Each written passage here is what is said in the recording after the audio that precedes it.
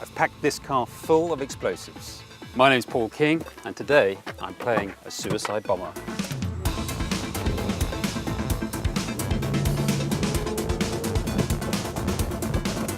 Okay, I'm approaching the target now, which is a big black Jeep. And I'm just coming up and I'm losing power. The lights have gone off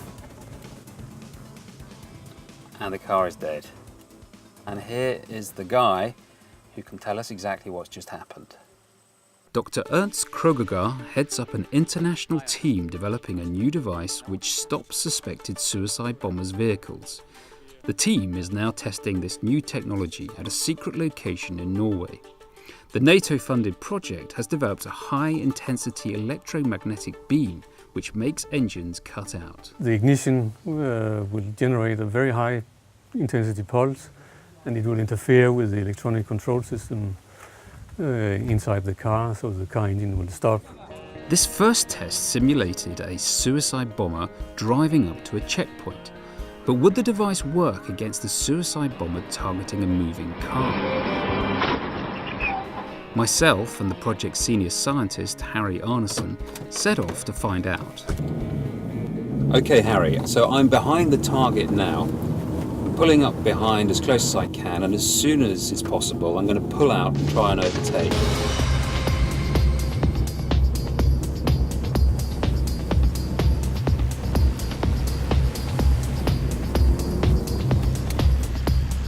What is going to happen is that when we get really close to it, they will fire the engine stopper, and the electromagnetic noise from the radiator will actually interfere with our engine and stop it.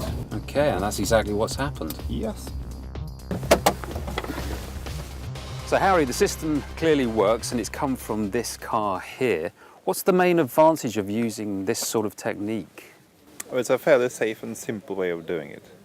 And it's also non-lethal. It doesn't actually kill anyone, it doesn't harm anyone, and it doesn't really harm the vehicle much either. The next question is, can the device defend against attacks on water? In the year 2000, terrorists launched a suicide attack against the USS Cole, ramming it with a boat packed full of explosives. 17 US personnel were killed. In this test, the device is mounted on the back of a vehicle facing a lake as a jet ski prepares to launch a simulated suicide attack. So Justin, how does this work then? Well, try to push that button. This one here, okay. Yeah, go ahead. There you go.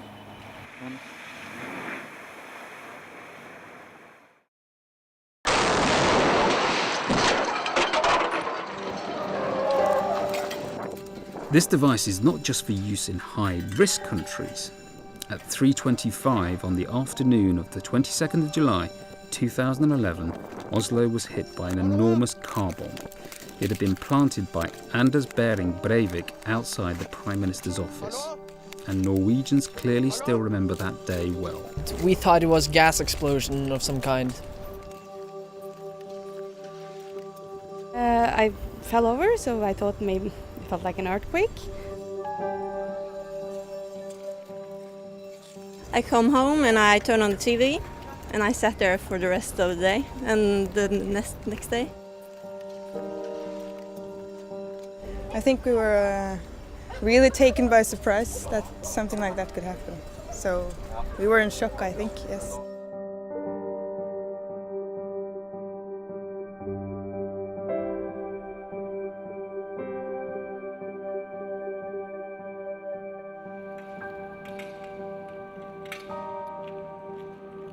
This is the road that Anders Behring Breivik took as he walked away from a car bomb which he planted just outside the Prime Minister's office behind me there, the effects of which can still be seen.